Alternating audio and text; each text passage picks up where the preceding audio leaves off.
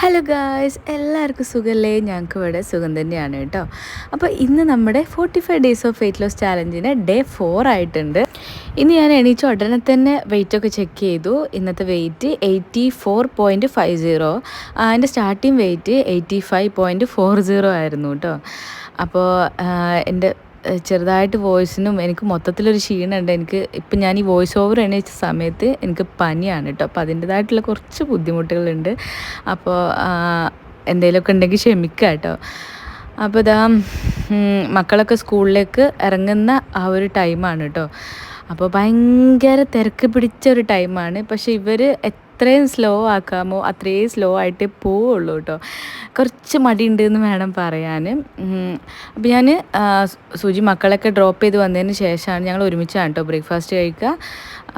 അപ്പോൾ ഇതാ ചപ്പാത്തിയും മുട്ടക്കറിയാണ് കേട്ടോ ഒന്ന് ഉള്ള ബ്രേക്ക്ഫാസ്റ്റ്. അപ്പോൾ ഞാൻ ഒരു ചപ്പാത്തിയാണ് എടുത്തത്, മുട്ടക്കറി കഴിച്ചു കേട്ടോ. അപ്പോൾ ബ്രേക്ക്ഫാസ്റ്റ് ഒക്കെ കഴിച്ചതിന് ശേഷം പിന്നെ സുജി ഓഫീസിലേക്ക് ഇറങ്ങാൻ വേണ്ടിയിട്ട് അങ്ങനെ വേഗം കുളിച്ച് ഡ്രസ്സ് മാറി അങ്ങനെ സുജിൻ്റെ കൂടെ തന്നെ ഞാൻ അങ്ങോട്ട് ഇറങ്ങാട്ടോ ചെയ്തത്. അപ്പോൾ സുജിക്ക് ഇന്നൊരു മീറ്റിങ്ങും കാര്യങ്ങളൊക്കെ ഉള്ളതുകൊണ്ട് തന്നെ ഇച്ചിരി നേരത്തെ ഇറങ്ങി കേട്ടോ.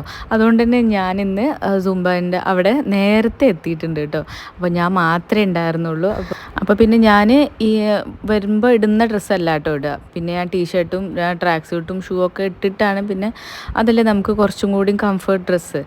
അപ്പോൾ അതൊക്കെ ഇട്ടിട്ടാണ് പിന്നെ കുറേ ഒരു അരമണിക്കൂറോളം വെയിറ്റ് ചെയ്തതിന് ശേഷമാണ് കേട്ടോ എല്ലാവരും വന്നത്.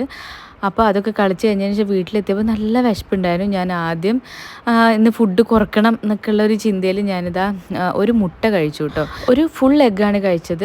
എല്ലാവരും പറയും യെല്ലോ കഴിക്കരുതെന്ന്, പക്ഷേ എനിക്ക് കുറച്ച് വൈറ്റമിൻ ഡെഫിഷ്യൻസിയും കാര്യങ്ങളൊക്കെ ഉള്ളതുകൊണ്ട് ഡോക്ടറിനെ സജസ്റ്റ് ചെയ്താണ് കേട്ടോ ഒരു ഹോൾ എഗ്ഗ് കഴിക്കാൻ വേണ്ടിയിട്ട്.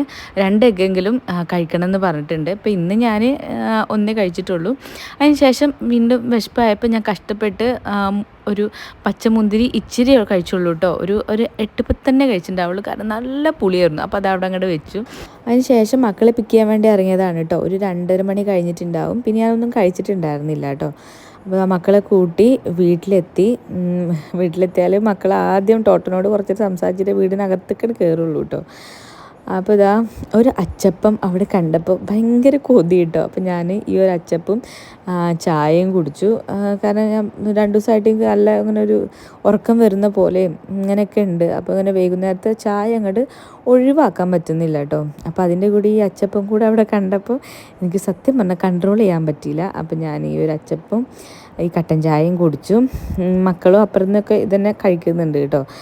അപ്പോൾ അത് കഴിഞ്ഞ് മക്കളെ ബോക്സിങ് ക്ലാസ് ഉണ്ട്, ട്യൂഷൻ ഉണ്ട്. ഇതൊക്കെ കഴിഞ്ഞിട്ടാണ് പിന്നെ അവർക്ക് എഗ്ഗ് കൊടുക്കണത് കേട്ടോ. കാടമുട്ടല്ലേ, സ്മോൾ എഗ്ഗ് പറഞ്ഞിട്ട് അവർ കഴിച്ചോളും. അപ്പോൾ അത് കൊടുക്കുമ്പോൾ ഞാനും സാധാരണ ഞാൻ കഴിക്കലില്ല, അവർ കഴിക്കുകയാണ് ചെയ്യുക. അപ്പോൾ ഞാൻ വിചാരിച്ചു ഞാനും അതിൽ നിന്ന് 2-3 എണ്ണം കഴിച്ചു കേട്ടോ. അപ്പോൾ അതും കഴിച്ച് മക്കൾക്ക് പിന്നെ ചോറ് കൊടുക്കണം. ഒരു 8:30 മണി ആ ഒരു ടൈമിലാണ് കേട്ടോ മക്കൾ ഫുഡ് കഴിക്കുക. പിന്നെ ഒരു 9-9:30 ആകുമ്പോൾ അവർ കിടക്കും. അങ്ങനെയാണ് റുട്ടീന്. അപ്പോൾ ഇതാ ഫുഡ് കഴിക്കുന്നതിൻ്റെ മുന്നേ TV ഒക്കെ സെറ്റായ ശേഷം ഞാൻ ഫുഡ് കൊടുക്കാനങ്ങോട്ട് ഒരുങ്ങുള്ളൂ കേട്ടോ. എന്നാൽ നമുക്ക് കുറച്ച് വൈബായിട്ട് കൊടുക്കാം. അവർ ഒറ്റയ്ക്ക് അങ്ങോട്ട് കഴിക്കുകയാണെന്നുണ്ടെങ്കിൽ ഒട്ടും ക്വാണ്ടിറ്റി കഴിക്കില്ല. പിന്നെ മാത്രമല്ല അവരെ വയറിലേക്ക് പോകുന്നതിനേക്കാളും അവിടെ മൊത്തമായിട്ടുണ്ടാവും കേട്ടോ. അപ്പോൾ പിന്നെ ഞാൻ അധികം റിസ്ക് എടുക്കാണ്ട് ഞാൻ തന്നെ അങ്ങോട്ട് വാരി കൊടുക്കും.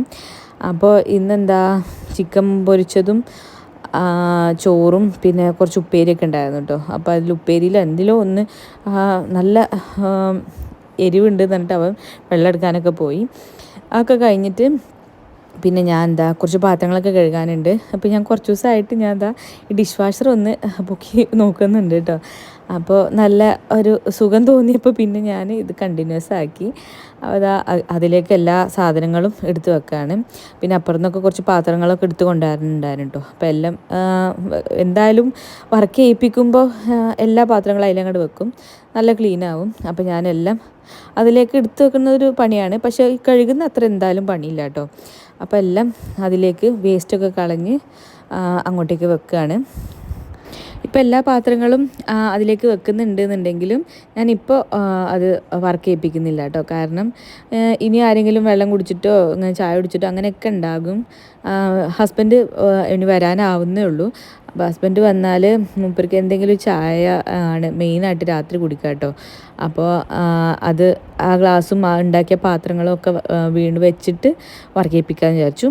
അതിലേക്കുള്ള ഒരു എന്താ പറയുക, സോപ്പിൻ്റെ ഒരു ബാറാണ് കേട്ടോ, ഒരു ടാബ്ലറ്റ് പോലെ. അപ്പോൾ അത് അതിലേക്കൊക്കെ വെച്ചിട്ടുണ്ട്. ഇനി ഏതെങ്കിലും പാത്രം ഉണ്ടെന്നുണ്ടെങ്കിൽ അത് അങ്ങോട്ട് അതിലേക്ക് വെച്ചിട്ട് ഓണാക്കാനുള്ളൂ, അത്രേ ഉള്ളൂ. പിന്നെ അവിടേക്ക് ഒന്ന് തുടച്ചിട്ട് ക്ലീൻ ആക്കിയാൽ മനസ്സിനൊരു സമാധാനമാണല്ലോ. നാളെ പുട്ടും കടല ആക്കാമെന്നാണ് വിചാരിക്കുന്നത്. അതാണ് ആ പാത്രത്തിൽ വെള്ളത്തിലിട്ട് വെച്ചിട്ടോ, കടല വെള്ളത്തിലിട്ട് വെച്ചതാണ്. പിന്നെ എല്ലായിടത്തും ഒന്ന് ജസ്റ്റ് ഒന്ന് ക്ലീൻ ചെയ്യാമെന്ന് വിചാരിച്ചു. ഇവിടെ മെയിൻ അടുക്കള ഉണ്ടല്ലോ, അവിടേക്ക് ഒന്ന് തുടച്ചിട്ട് ഒന്ന് അവിടെ ചെറിയൊരു ഡൈനിങ് ടേബിളും ഉണ്ട് കേട്ടോ, ഒരു 4 പേർക്ക് ഇരിക്കാൻ പറ്റുന്നത്. അപ്പം അതും ഒന്ന് ഒക്കെ തുടച്ചിട്ട് എല്ലായിടത്തും നീറ്റാക്കി കേട്ടോ. ആദ്യം ജസ്റ്റ് ഒന്ന് തുടച്ചതിന് ശേഷം പിന്നെ ആ ക്ലോത്ത് ഒന്ന് നല്ലപോലെ കഴുകി വീണ്ടും ഒന്ന് തുടച്ചെടുക്കാനായിട്ട് ചെയ്യാം. പിന്നെ ഞങ്ങൾ ഫുഡ് കഴിച്ച ആ ഒരു ഏരിയ ഉണ്ടല്ലോ, അവിടെ ആ ഒരു ചെറിയ ടീപ്പോയി അതും സോഫയൊക്കെ ഒന്ന് ക്ലീൻ ആക്കിയിട്ടു. പിന്നെ വേഗം താഴെയുള്ള സാധനങ്ങളൊക്കെ ഒന്ന് ക്ലീൻ ആക്കാൻ വേണ്ടിയിട്ട് ഞാൻ റോബോട്ട് വാക്യൂം ക്ലീനറിനെ ഒന്ന് ഓൺ ആക്കിയിട്ടു കേട്ടോ. പിന്നെ ഞാൻ സംസാരിക്കണ ഭയങ്കര ടയേർഡായിട്ടാണ്. അപ്പോൾ ഭയങ്കര പനിയാണ് കേട്ടോ. അതിൻ്റെ ഇടയിൽ ഒന്ന് ഓക്കെ ആയപ്പോൾ ഈ ഡെയിലി വീഡിയോ ഇടണമല്ലോ, അപ്പോൾ അതുകൊണ്ട് ഞാൻ വോയിസ് ഓവർ ചെയ്യണതാണ്. ഇനി ഹസ്ബൻഡ് വന്നാൽ കുളിക്കുക, മാറ്റുക, കിടക്കുക, അത്രേ ഉള്ളൂ കേട്ടോ. അപ്പോൾ ഇന്നത്തെ വീഡിയോ ഇത്രേ ഉള്ളൂ. നാളെ കാണാം. Bye bye.